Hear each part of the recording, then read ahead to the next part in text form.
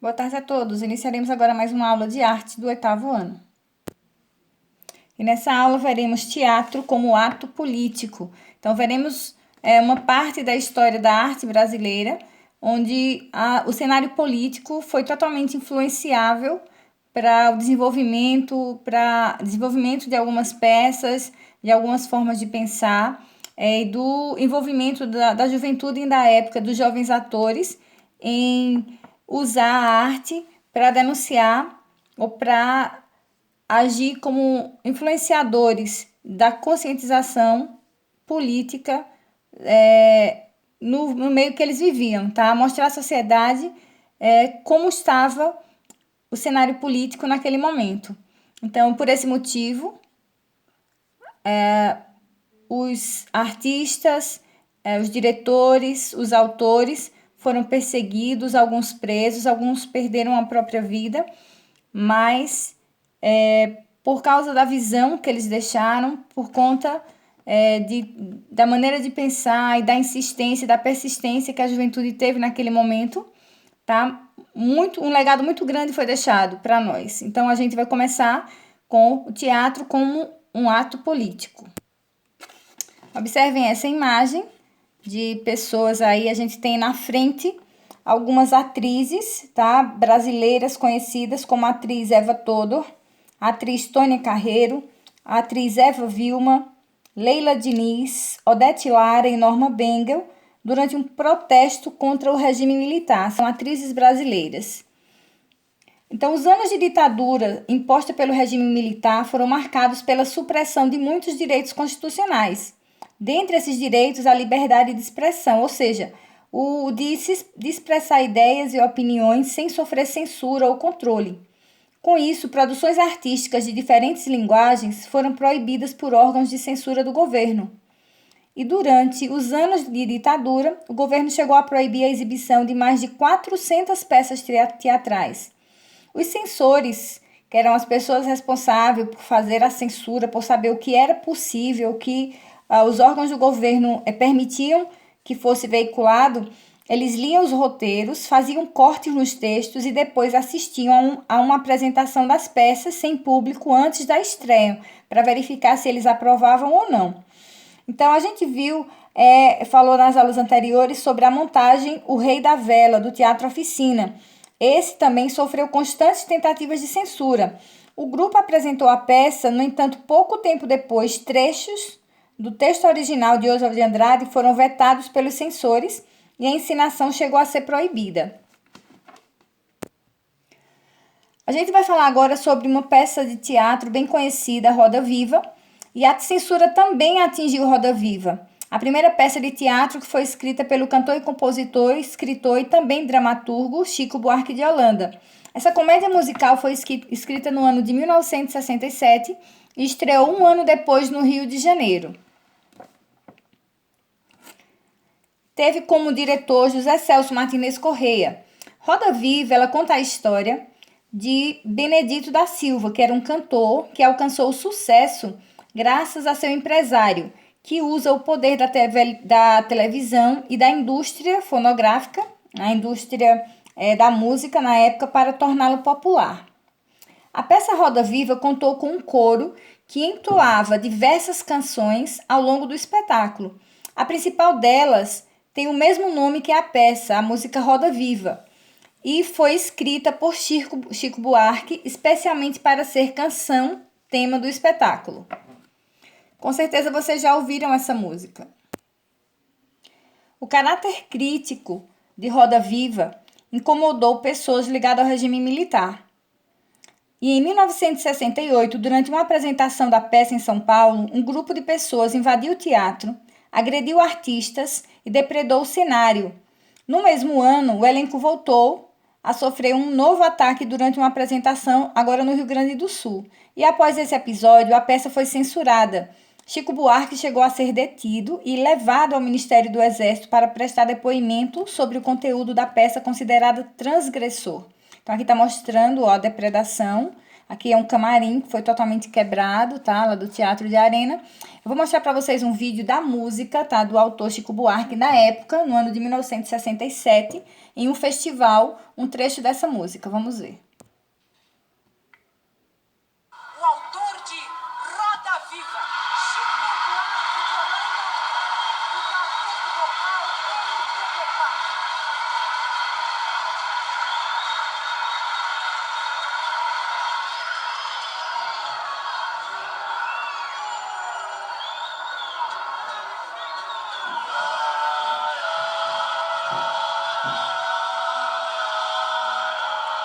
Presta atenção na letra.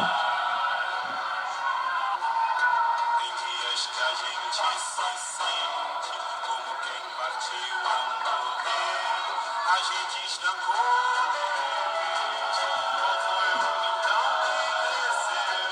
A gente viveu mais ativa, o nosso destino andar. Mas eis que chega a roda viva e carrega destino pra lá.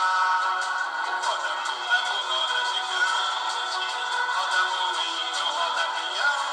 O tempo rodou num instante, nas voltas do meu corpo. A gente vai contar correntes, até não poder resistir.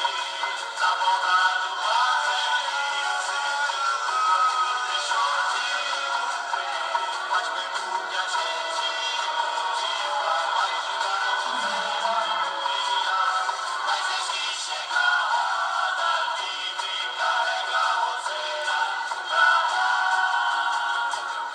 Roda gigante, roda moinho, roda peão.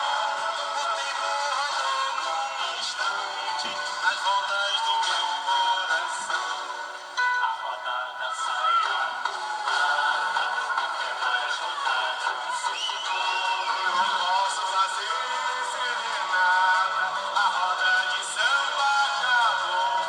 A gente toma a iniciativa, viola na rua cantar. Mas eis que chega a roda viva e carrega a viola pra lá. Roda mundo, roda gigante, roda moinho, roda peão. O tempo rodou num instante, as voltas do meu coração. Samba, viola, roseira, um dia fogueira queimou. Foi tudo ilusão passageira, a brisa primeira levou. Feito a saudade nativa, as luzes do meu varal. Mas eis que chega a roda viva e carrega a saudade pra lá.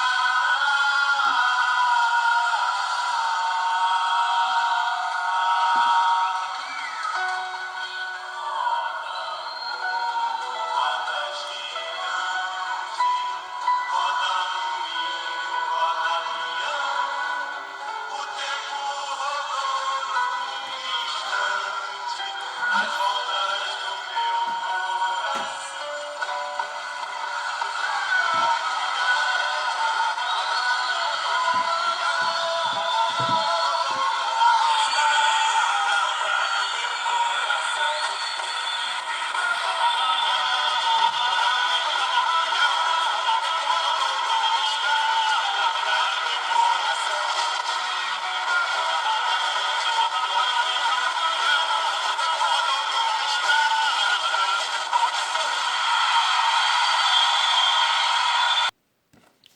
Vamos conhecer agora um pouco sobre o Teatro de Arena. Então, outro grupo que se destacou por sua atuação política foi o Teatro de Arena. Foi fundado em São Paulo em 1953. O nome Arena deve-se à proposta desse grupo teatral, que é apresentar um palco circular e organizar as cenas diante do público. Uma produção de teatro de Arena que merece destaque é a peça Arena Conta Zumbi, que foi feita no ano de 1965. Com conteúdo histórico e político, esse texto foi escrito por Gianfrancesco Guarnieri e também outro autor chamado Augusto Boal. As canções compostas por Edu Lobo fizeram parte dessa peça. Então, essa peça ela ressaltava a luta do líder quilombola Zumbi dos Palmares. E naquele momento, ensinar a vida de Zumbi significava enfatizar a importância da resistência à opressão do regime militar. Com essa peça, os artistas sugeriam que os brasileiros se inspirassem em Palmares para lutar por uma sociedade mais justa e também solidária.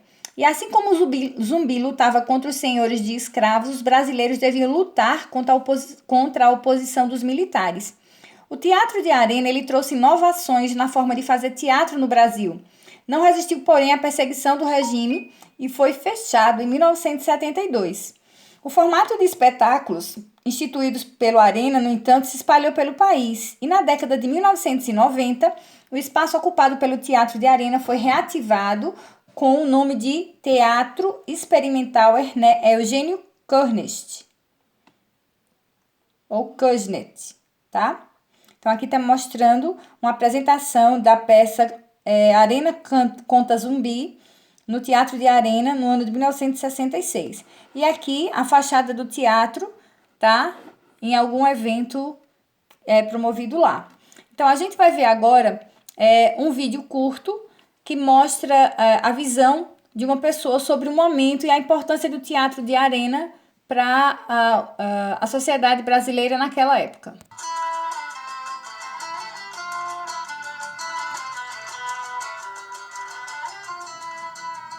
O Teatro de Arena ele surgiu no início da década de 50, com Zé Renato. O Partido Comunista Brasileiro, do qual faziam parte Vianinha e Guarnieri, mandam os dois, que eram do Teatro Paulista, do Estudante, para o Arena, para poder interferir politicamente no Teatro de Arena. E logo depois vem dos Estados Unidos o Boal. Quando o Boal chega, ele vai para a Arena também. Aí, junta a fome com a vontade de comer, vários jovens, todos na faixa aí dos 20 e poucos anos, idealistas, com uma proposta política definida. Só que o Arena está passando por uma crise terrível, uma crise financeira mesmo. E o Guarnieri escreve uma peça chamada Eles Não Usam Black Tie, e essa peça é montada pelo Arena. Ela foi montada, na realidade, para finalizar o projeto Arena. Ali eles pensavam em coroar todo o projeto do Teatro de Arena, finalizando com a montagem de um texto genuinamente brasileiro, montado por um autor brasileiro. Só que aí acontece o que eles não esperavam. O espetáculo explode, é um sucesso absoluto.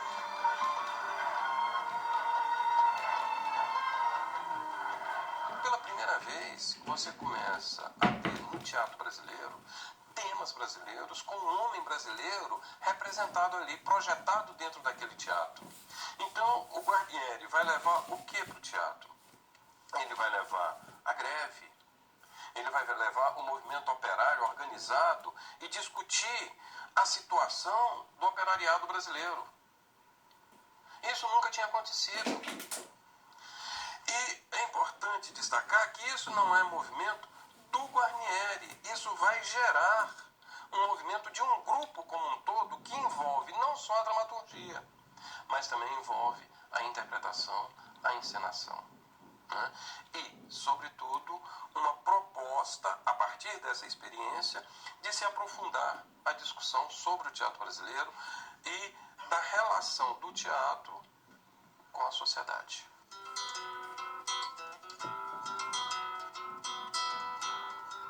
O Teatro de Arena eu acho que tem duas importâncias fundamentais. Uma é a questão da politização do teatro, e eu acho que isso ficou, sabe? De um teatro compromissado com sua realidade, com seu tempo. Né? Um teatro que não fosse apenas digestivo. Um teatro que, se não apontasse soluções, levantasse problemas. Né? Eu acho que a outra contribuição muito grande que o Arena tem é que o Arena foi quem trouxe uma nova concepção na relação palco-plateia. Uma nova concepção de arquitetura cênica, que era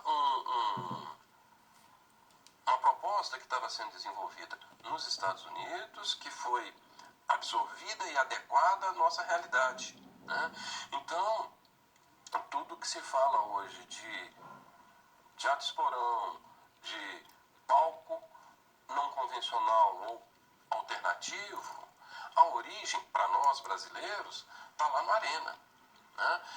É claro que nós vamos ter influência de Arthur, vamos ter influência de Grotowski, vamos ter influência de Peter Brook, vamos ter influência de todo mundo, mas uma influência maior que nós temos dentro do Brasil é do Arena, de uma nova concepção da encenação teatral.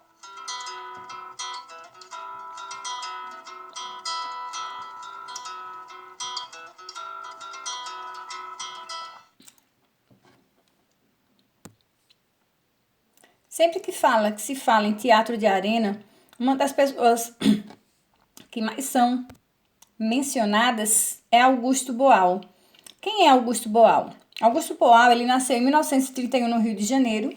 Ele foi um dos mais importantes diretores e pesquisadores teatrais brasileiros.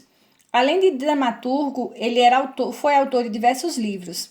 Boal, ele estudou nos Estados Unidos e em seu retorno ao Brasil, ele se aproximou do teatro de arena. Lá no teatro, ele ministrava cursos sobre novas formas de representação e, mais tarde, ele foi integrante do grupo com o qual ele escreveu e dirigiu muitos espetáculos. No Arena, foi um dos responsáveis por trazer à cena textos de autores brasileiros, discutindo questões sociais e também o contexto político. Seu engajamento e sua luta por uma sociedade mais justa e livre na repressão o levaram a participar de inúmeras iniciativas de resistência política por meio da arte. Uma delas foi o show Opinião, no qual ele dirigiu artistas como Zequete, João do Vale, Nara Leão e mais tarde também Maria Bethânia, que tem uma foto de Nara Leão, tá? Cantora e compositora que participou desse show Opinião. O grupo surgiu no Teatro Popular de Cultura, no CPC, da União Nacional dos Estudantes, e pretendia fazer um teatro de protesto, articulando movimentos populares e o talento musical de seus integrantes. Seu nascimento está diretamente ligado à luta contra o regime militar, instaurado no Brasil a partir de 1964, e que colocou o CPC na ilegalidade. O seu intenso trabalho na luta contra a ditadura, Boal foi levado à prisão e mais tarde ao exílio.